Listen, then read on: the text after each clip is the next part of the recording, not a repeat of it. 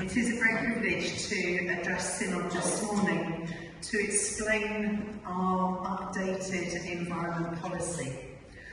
I've got 5 minutes in which to talk about the changing environment in which we are delivering our message of care for creation, reminding us that we are living and serving an urgent need for our churches to respond with love and wisdom.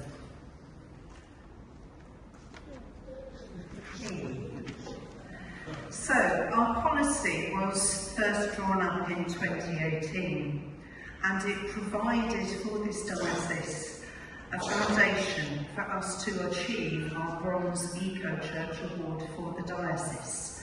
We are now well on our way to our Silver Award. The updated policy addresses some of the changes that have occurred since 2018 and then expresses how we can live out an intentional mission and ministry for God's creation in our communities and in the wider world. The political climate in which we are operating has changed considerably over the last few years. Many ordinary people are struggling financially, and this is partly caused by unpredictable and rising fuel costs. It is the poorest in this country and globally who suffer most from the costs and impact of our use of fossil fuels. And politically, the consensus that climate change is a reality that we need to tackle is being undermined. The views and policies of very vocal leaders fill the headlines. They dismiss scientific evidence and the extreme weather patterns we are experiencing, and instead focus on protecting the fossil fuel industry and their own financial interests.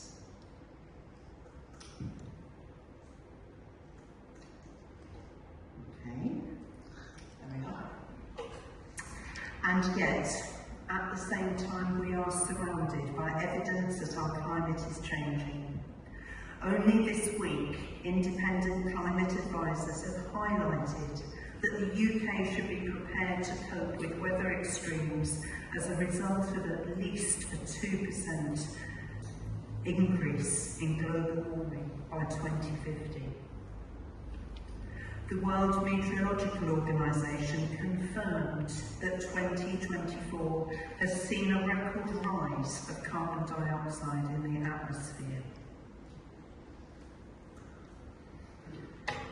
And yet, despite all the evidence around us, many people see environmental action as being something that is rather extreme, something difficult to get involved in. And we have to be aware that many of our congregations are fed this. There are extreme groups, there are groups that take extreme action, but we live in a reality where peaceful political actions are rarely reported. This photograph here shows the Climate Coalition Mass Lobby last July, which went under the radar of the majority of people in this country, even though it saw a combined action from faith groups, Christian charities such as CAFOD, Tearfund and Christian Aid, and major national groups such as the RSPB and the Women's Institute, who were there in force. Worryingly, if rather than talking to my MP, I had taken a can of soup and thrown it over a work of art, I would have had more chance of getting my voice heard. This is the reality that we are working in at the moment. But I don't want to be too gloomy, because the Church of England, like the Roman Catholic Church and many of our brothers and sisters in other denominations, are speaking out and taking action. if Bishop Joanne will forgive me, we are keeping our eyes fixed on Jesus' message, that we are to love our neighbours as ourselves, and we cannot do this without addressing the many challenges that face our God's creation. But we also remember that rock-solid hope, that this is where we join with others to demonstrate God's love and what it looks like in action. So we see here that the Church of England, in its environmental programme, believes that responding to the climate crisis is an essential part of our responsibility to safeguard God's creation and achieve a just world.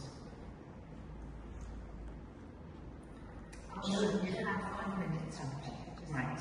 So, very quickly, because this is very hard to cram into 5 minutes, we see that care for creation is at the centre. All that we are talking about this morning, all our mission and ministry, is linked to care for creation.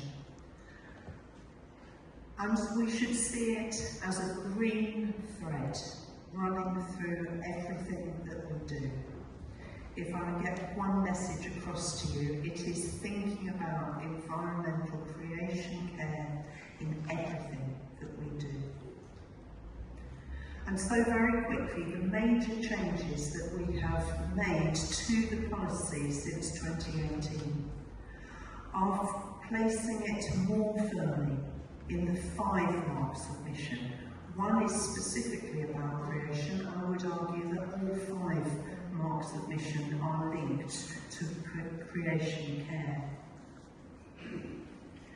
We've also been more explicit about the pathway that we can follow. Eco-church is not something just to say, oh, I've got an award and tick that box. It gives us a pathway to living out that faith.